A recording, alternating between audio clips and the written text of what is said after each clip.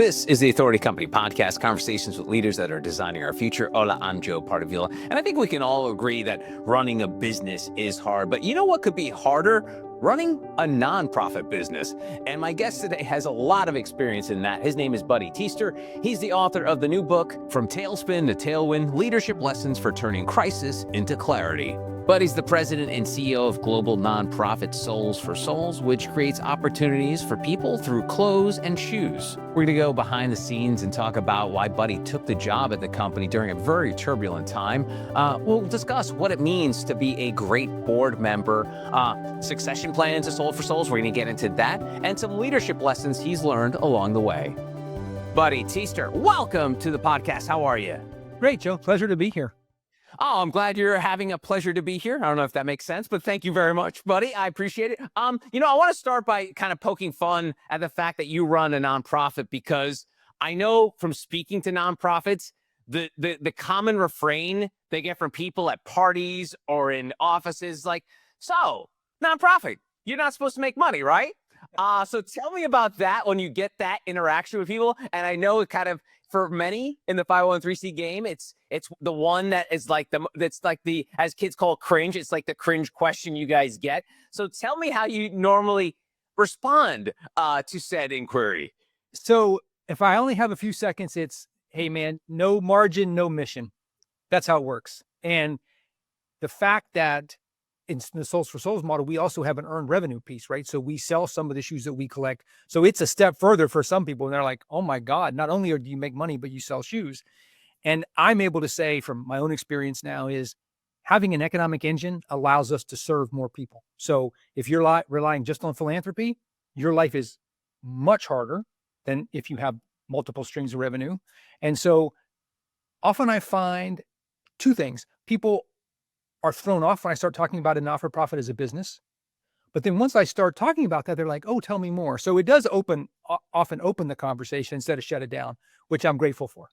No, that's great. And another thing that I always like to poke fun of my my nonprofit brothers and sisters is the ruthlessness in terms of the fundraising. A dear friend of mine is like literally a professional fundraiser. She fundraises for incredible charities. And I say to her, I'm like, you guys, don't mess with you guys, because you guys are ruthless when it comes to trying to procure money from high net worth individuals and high net worth companies to then bring into the fold and help people. Yeah. You know, I've been at Soles4Souls for 12 years now. And when I came, no fundraising experience really. And it took me a while. I'm comfortable now because I got past the point I'm not doing it for myself. Like when you're in a sales job, which I've also been in, that's how you eat, right? So that's ruthless, competitive, etc. So it is very competitive. There's no question about that. The thing that makes it different for me, and I think a lot of people, not all, but a lot of people who are professional fundraisers, is it's not for me. And that changes how hard I'm willing to push, who I'm willing to ask. Because if I were doing it for myself, a lot of those conversations I would never be in. And the fact that I can talk about the mission and the impact and then ask you for your money changes it. But it is, look, it's the pool, the pie is not always getting bigger, right? Especially in this particular moment where we are, where people are, what's going to happen with the economy, or 401ks are down, all those kinds of things. It's just going to get more competitive at the same time that the need is probably going to go up. So your friend is going to be busier. I know we are. Yeah, no doubt about it. When we get together for biweekly dinners, those conversations are very. I kind of, to me, it's like watching a reality show. Like I just listen to them, like, oh, that's so awesome. What you have to go through. So I have mounds of respect for you and the people in your industry. So let's step back a little bit and talk about Soles4Souls. And I understand that you guys break down impact into four things, like for the planet, for opportunity, for relief, for every kid. So give us the grandiose vision of those four ways you impact people and what Soles4Souls does. Joe, I think I'm going to go up one level first and say the reason that we do all of this is to create opportunity for people. So we do that with shoes and clothes. That's what we've chosen. But the idea is at the end of all this is that it's going to open doors for people to help save the planet, to take care of their immediate needs, to maybe go back to work or go to school. It's going to be a way for kids in particular who are experiencing homelessness to feel like they belong and that they can show up. Or it's going to be a way for people to create economic opportunities so they can take care of themselves and their families. So without understanding that, it's hard to jump into the 4 programs. So creating opportunity for people is number 1. The For the Planet piece, Joe, it's not really a program so much as a foundation. Every year we keep millions of pounds of footwear and apparel out of landfills. Not forever, because right now there's almost no good way to recycle a pair of shoes, for example. But if we can extend its life and get it in the hands of people who can do other things with it, that is probably the highest use for most of what we receive. And whether that is through our For Relief program, which is providing new shoes and clothes to people in need right now. So it could be after a natural disaster. So earthquakes, fires, floods, tornadoes, war, all those are situations where we respond with new shoes, clothes, socks, underwear, bras, all those kinds of basic needs. For Every Kid is a program, it's about to be 5 years old, where we're providing new branded athletic shoes to kids experiencing homelessness. And that sounds great, right? I mean, who can argue that that's a good thing to do? But what I will tell you, Joe, after almost 5 years of doing it now, it is so much more than that. It allows these kids to feel seen, like they can go to school without fear of being bullied or made fun of. They feel good about themselves to the point where they want to come to school. If you're experiencing homelessness, you already have a bunch of barriers for why you're not going to make it. You didn't eat, you don't have transportation, you don't have an alarm clock, no place to do your homework, whatever it is. Shoes are another barrier that turns out to be way more important than even we guessed. And so getting those kids, and we serve K through 12, this year we'll serve 250,000 kids across the US, is so much a bigger deal than I thought. And you also get a pair of new socks from Bombas most of the time, which is another amazing company. So that program is focused here in the US. For Relief is the US and across the planet. And then our last program, For Opportunity, where all the used shoes that we collect and new when we have permission and clothes, we sell to people in low income countries. Mostly right now, that is Central America and the Caribbean. We're doing work in Eastern Europe and the Philippines and some in South America. We sell to local partners on the ground, mostly not-for-profit partners, who then resell to other entrepreneurs, or they help create jobs through a store or something like that. So it is truly economic opportunity. It's creating a way for people to earn a living in places where often, if you're not an entrepreneur, there's nothing. Like that's your only option. And it turns out shoes especially are a really good business. And so we've seen women primarily move from barely making it to owning land, owning a home, sending their kids to university so that they can have a trajectory that was unimaginable to their mother. And that happens because the Soles4Souls model allows them to make enough money to change their lives. It's not just hang on money, right? In many cases, it really allows them to imagine something different for themselves and their families. And so when someone wants to talk about, do you make money or not? And I say, we sell shoes, and I see their eyebrows go up. I'm like, well, let me tell you a story. And then they're like, oh my God, I didn't think about the thing that attracted me to Soles4Souls 12 and a half years ago is the idea of using business to help create opportunity for people through a not-for-profit is the best combination of all. So that's one of the things I love about it. And it's all those things coming together. Ah, that's great. Great. That's awesome. Thank you for sharing that. All right. So let's talk about what led you to write the book, From Tailspin to Tailwind. And you write about sort of your early days. It was not a great time for you to join the organization. So what attracted you and how you were able to get through on the other side? So there were two things. One I've already mentioned, Joe, and that is this idea of using capitalism and markets as a way to help address poverty. Super appealing to me. My background is for-profit and not-for-profit. It seemed like a great intersection of those two things. So the mission and the mechanics were super important. I like a turnaround. I just come out of one on the for-profit side, and it's hard work, but I enjoyed the experience, and it's great to get on the other side and see people thriving and hiring and all those kinds of things. And what the board said to me after they hired me is you can't make it any worse, right? So the downside was pretty low.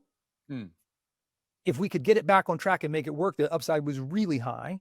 And for context, buddy, why was it so bad at the time? Can you just give us a little bit of color there? Oh, well, let's start with they were losing lots of money, Joe. So Okay. the year before I came, on a cash basis, on a $4.5 million budget, they lost $2.5 million.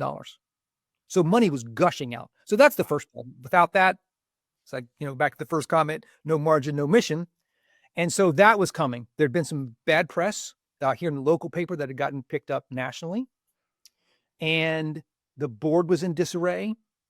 So look, everything, the team, the reputation, the financial model, the governance, all falling apart. Okay.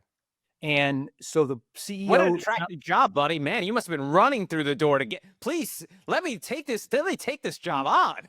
Well, this is in the book, but I'll share here. So when the board chair called me and said, hey, we'd like to offer you the job, and I was super excited. He said, I have good news and bad news. Good news is we'd like to offer you the job. We think you're the right person for the moment. Super. The bad news is there were 5 board members at the time. Everybody voted for you, and 2 immediately resigned because they don't think you can do it. Wow. So over time, I've learned to appreciate that those 2, good for them. Like they didn't stay and sabotage it or anything, but it was not a vote of confidence walking in the door for sure. So, but there were the board shared everything they knew. And that's to their credit, because it was almost all bad. It was just so much worse than they knew, which was part of the problem. The board didn't have their hand on the wheel in the way that they should have. Some of that was their doing. Some of that was they were not getting good information from the management team. So I should have said no, I guess, if you were objective about all that. But the mission and the opportunity, like 12 and a half years later, Joe, it's the best thing I've ever done in my life. I am happy every day. I love what I do. So even, you could say in spite of or because of, I'm not sure, but it's been such an incredible opportunity, and I'm grateful for it all the time. Oh, that's so cool. That's awesome. That's so great. When you walk through the door, because I know there are people like you, buddy, that are created, they're like made for turnarounds. Like, and that's the thing. And briefly, sort of your leadership journey, but like for a lot of those people that are turnaround people, turn around and leave. You've turned around and stayed. Yeah. What kept you there, buddy? Because it seemed like the turnaround was a thing that was like, I like this. I like the way this tastes. I like this. But like, but then once you've had that meal, you're like, okay, I'm full. I got to move on to the next meal. Joe, I think a lot of it's a good point. Actually, one that nobody's ever said that to me. It's an interesting question. Most of the time, I think one of the reasons that happens is once it's exciting. So I think that's true. But I think the other thing is often the turnaround is about slash and burn. Like you have to cut, right? You have to usually make really hard decisions that affect a lot of people. So you're not building, like you're getting back to where you can build. That's not who I am. So, I mean, that's not my MO, but it also, like, once I was here, the people who, once we sort of weeded through who didn't want to be here and who shouldn't be here, which wasn't easy, we had this core group of people who, like, they believed in this way more than I did. And so to be around that and to know that these people made sacrifices, they moved, they took less pay than they got in the corporate world. And as we started to attract board members and as we started to change the momentum, it took longer to change the finances.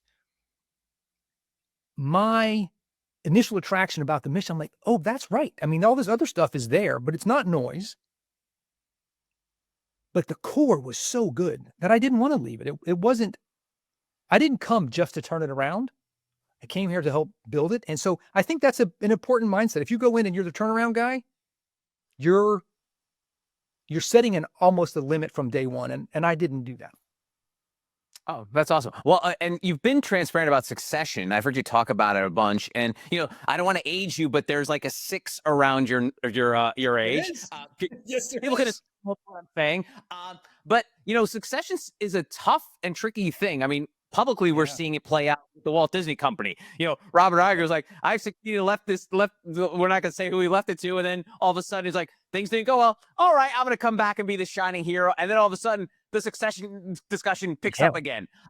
Exactly. How do you feel like now that you've put in all this sweat equity of like over a dozen years doing this, will it be hard for you to think about that success? Because this is a conversation I have a lot with a lot of entrepreneurs and CEOs, because it's one of the things, like, once they've been able to get something to a certain point, I don't know if it's like ego, but they don't believe that it would be safe in anyone else's hands. I don't know if that's what you battle with, but tell me about succession plans for Soles4Souls. Yeah. Look, I got plenty of ego, so I don't want to take that off the table. However, there are two things. One, I think if you're a founder of a for-profit business, nobody owns Soles4Souls. So there is something qualitatively different about that, right? So I think if you're a not-for-profit leader, you have to have the mindset that you are going to hand it to somebody else because it's not yours. You're the steward. And I think that I can imagine that being different, although there's plenty of unhealthy in it for if you started the thing. So that's one difference, that there's no way to negotiate that away, right? That's a fact. I'm 61. Two things have happened in the 12 years I've been here, but in the last 5 years. In May of 2020, our COO, who had been the second employee at Soles4Souls, so he was here long before I was, he wanted the job that I got, so it wasn't automatic, but he became one of my best friends. Like, we were side by side in so much of this. And then he died from cancer in May of 2020. Wow, sorry. Right during COVID. I mean, it was awful. It was awful for everybody here. It was awful for the organization. And yet it was a transformative moment in many ways. So much was in David's head that when you talk about succession, it went from being like this abstract, no, it's right now. So that was one moment. And then just a little over a year ago, in March of 24, our CFO died very unexpectedly. So look, I don't wish this on anybody, but 2 deaths on your executive team in 5 years makes you realize that succession is not bullshit. It has real implications for how you do stuff right now. And so between it is my job to figure out how to transfer it to somebody else at some point, and we lost these 2 incredible people, we talk about succession openly all the time here. So this is not something that just happens with the board or the executive committee. It happens with the exec team and the entire organization. So we set a big goal in 2017 to have $1 billion in economic impact by 2030. And it has become a key metric, decision maker. It's super important.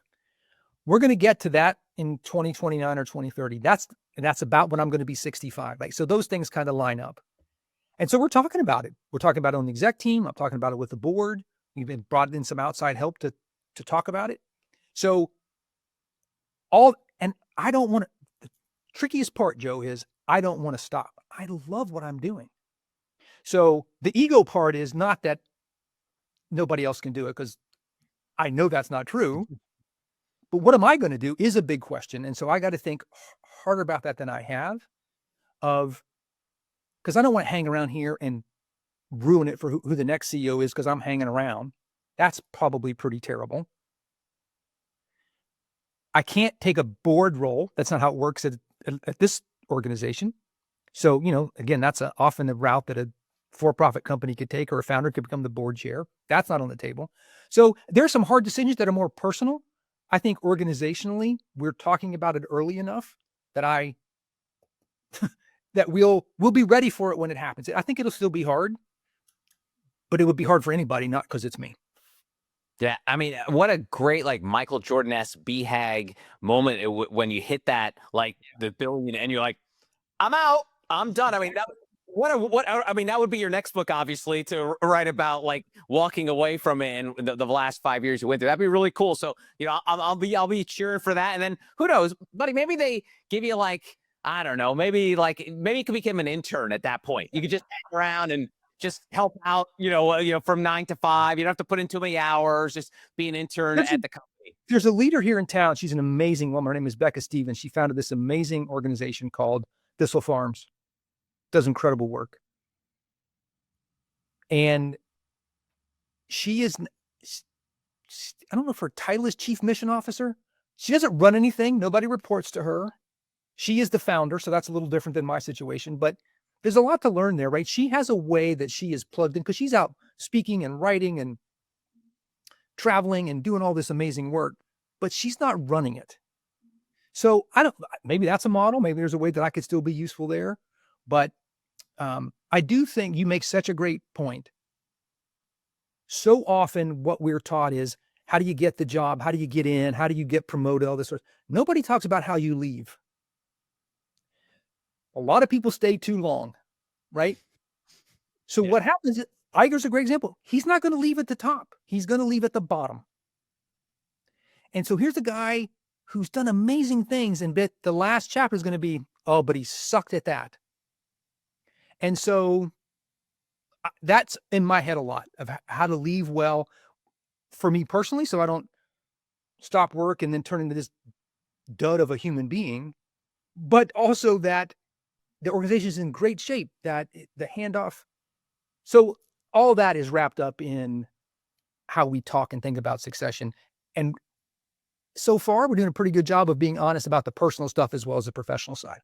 I love that. I appreciate your honesty. Thanks a lot, buddy. And I wanted to dig into a little bit into your leadership philosophy that you write in the book, and you talk about the concept of N equals 1. Tell me a little bit about that in terms of how it guides your philosophy as a leader. Yeah, which is funny because I'm here talking in this podcast like I got something to share. But so I was a long time, I was an ultra runner, and my knees are shot now, and so I'm an ultra hiker for the most part. But there was a magazine called Ultra Running, super clever name, that had a column called N of 1. And what this guy's MO was, when you're running 50 or 100 miles, like, you don't get to practice that very often, right? It just takes too long to recover, takes too long to pull off, and too much help to get it done. So he would write, but he would say, this is N of 1, meaning a sample size of 1. This is what worked for me. I'm this age, I'm this race, so you have to be very careful about what you think. Oh, if that worked for Joe, I can take it and it will work for me. It might, but when I think about what we did here at Soles4Souls, we're in Nashville, we do shoes and clothes. We had a founder exit that was really traumatic. We had this bad press. We did these things to get back on track. Maybe there are lessons there. I just want to try to have enough humility to not say you should. God knows what you should do, but here's what worked at Soles4Souls. And so that N of 1 is a caution to anybody reading it, and also a reminder to me, like, slow your roll there, pal. Some of this is good luck. Some of this is all, in retrospect, you tell the story and it all makes sense. It wasn't always that clear in the moment, but it doesn't mean it's not helpful, I hope. No, that's good. That's good. And on the subject of leadership, you mentioned board a couple times in our conversation, and coincidentally, I think Milledge Hart is one of your board members, and I produced a podcast of his like 5 years ago. So small world. Tell me about what makes a good board member, because in my position, buddy, my day job, helping entrepreneurs become authorities, it's a lot of things. They have like a couple things they want to check the box. One is they want to be a public speaker. One, they want to like build their company up. And inevitably, one of them is, I want to be a member on boards. Yeah. And when people ask me that, I'm like, do you want to be a member on boards just because you want to be a member on boards, or do you want the responsibility of being a member? It's like when people say, hey, I want to do a podcast. I'm like, all right, yeah, do you want to do the podcast, but do you really, really want to spend all that time doing the research and the homework and all that? Do you really want to do it? So what do you think makes, you could even brag on Milledge a little bit, but what do you think makes a board member? Well, look, I write about Milledge a lot in the book. We've been friends for 30 plus years. He's not on the board now, was an extraordinary board member. He was the right person at the right time. All that stuff in 2020 when David was dying in COVID, he was our board chair, and man, unbelievable. So I think there are a couple of things, and this is true whether you're not for profit or for profit. There are obviously some differences, but a lot of it is the same, I think, if you're good at it. And that is, you put in the time to understand it. You realize that you're not running the business. Like, it's not your job to make management decisions. That's a hard one, I think, for not-for-profit and for-profit. And you have a responsibility to the organization that goes beyond, are you my friend? Like lots of times, the way you get on a for-profit board, it's changing a little bit, is I know the CEO or I know the chair, right? I'm on there because I'm a pal. That does not get you a group of people who are going to, as a CEO, hold you accountable, ask hard questions. The woman who's our board chair now, Angela Harrell, she talks about pressure testing ideas. So she's done, and Millage started it, I think, the best, but it's always been true here at Soles4Souls. The board has let us do our job, but they've held us accountable for the results, and they ask great questions along the way. And there's a lot of respect. So I think that's important. If the board thinks the CEO is a dummy, you're not going to give the results. And if the CEO thinks the board is just a check the box, that's terrible for everybody. So I've always thought about our board at Soles4Souls as a strategic advantage. I've got right now access to 20 plus people, from footwear, apparel, retail, finance, technology, logistics. Soles4Souls couldn't pay. There's no way to get access to that information. And they give it to us willingly every day. Wow. So, and I think it's the same thing if you're a for-profit board. You don't bring those people on so they can tell you how great you are. You bring them into the fold so that they can help make you and your organization better. So a good board member can find that balance of asking great questions, understanding the business enough to know when to push and what to push on, but recognizing that there's a line, and if they step over it, it gets messy for everybody. And then this is maybe obvious, and this is probably the biggest difference between a for-profit. You really have to care if you're on a not-for-profit board. You might just do the other one for the dough, and that's fine. There's no reason for that. I mean, there's no reason to be embarrassed about that. I've been on the for-profit boards of small private companies. It's the same. Like you have to really dig in and care. But when you're in a not-for-profit and you're not getting paid, and actually you're usually writing checks, you damn well better care about it. If it's just a resume thing, I don't want anybody like that associated with the Soles4Souls board. When I got started here, nobody wanted to be on the board here because they knew they saw the bad press, or we told them exactly what was happening. They're like, no, thanks. I don't need more chaos on my life. But some did. And as we got to the point where the board is now recruiting other board members, the quality of people is unbelievable. And that is just another virtuous cycle, right? If you've got the board looking out for great people, our team is looking for great people, that is hard to beat. And I think it's true whether you're for-profit or not for-profit. It's great. And, there's a word in there I want to sort of unpeel, and that's care. And it's sort of like a pet peeve of mine whenever you say to someone, hey, what do you think about this? Like, I don't care. Or like when you see a post on social media and then someone writes in the comments, who cares? Care is such a strong but small word. Like the idea of caring, like even like you mentioned caring as a board member. I don't think that would, like if you ask someone about being on a board, I think caring would probably not be in the top 100 things that they'd be thinking about. What do you think about caring? Because obviously what you do as a nonprofit, you've got to care that you're putting shoes on people's feet. But tell me about this like lack of caring, this caring deficit that we're in now. Yeah, sort of two answers to that, Joe. One is, look, I know it exists. My wife works and volunteers at a family homeless shelter here in Nashville, where we live. She sees, I see with her, how much people don't care what happens to them. And it just breaks my heart to see these people who, many of whom are working their butts off to try to make it happen. And one or two bad breaks and it doesn't. And yet they're still treated like it's their fault. And sometimes it is, but lots of times it's not. And so giving people the benefit of the doubt is the biggest way you can care in the world. Right? But at Soles4Souls, like you don't make it through that filter, Joe. Like, so we don't have people on our board who don't care.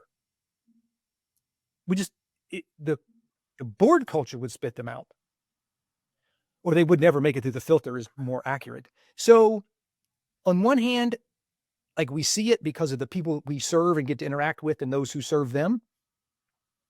And so I know it's real, and it seems at this moment like it's getting harsher. There's less Yeah. compassion, right? But the people who are in the Soles4Souls ecosystem, man, that's why they get up in the morning. So in a way, I think we're lucky to be immersed in that. Every day we have we say, what's our why?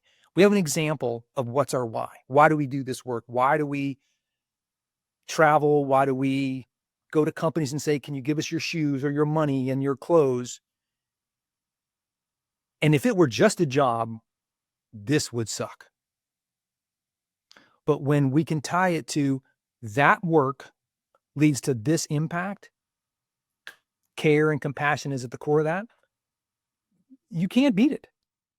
That's great. That's awesome. Thank you. Thank you for that. And lastly, buddy, I always wrap up these conversations by taking folks behind the dedication of the book. And I think we've kind of touched upon this a little bit, but you dedicate for David and Robert. Again, I feel like we've already gone into this, but tell me about David and Robert. Well, so those are the two guys who passed away. David was our COO and Robert was our CFO. And I have to try not to get emotional. So the thing that was hard writing about this book, they were so key to those stories and the progress, and their voices aren't in it, right? We have all these sections called Another Voice, where it's board members and people on our team and people we've served and our partners. And yet two really important people, we don't hear from them. We hear about them, but we don't hear from them. So it seemed like the smallest, least thing would be to dedicate it to them, because they are, without them, this story is not the same. Awesome. Awesome. Here's Buddy Teaster, the book, From Tailspin to Tailwind, Leadership Lessons for Turning Crisis into Clarity. Buddy, thanks so much for the time. I really appreciate it. Joe, it's my pleasure. Thanks for the conversation. And that'll do it for this episode. If you want to find out more information about Buddy and our other amazing authors, go to theauthoritycompany.com.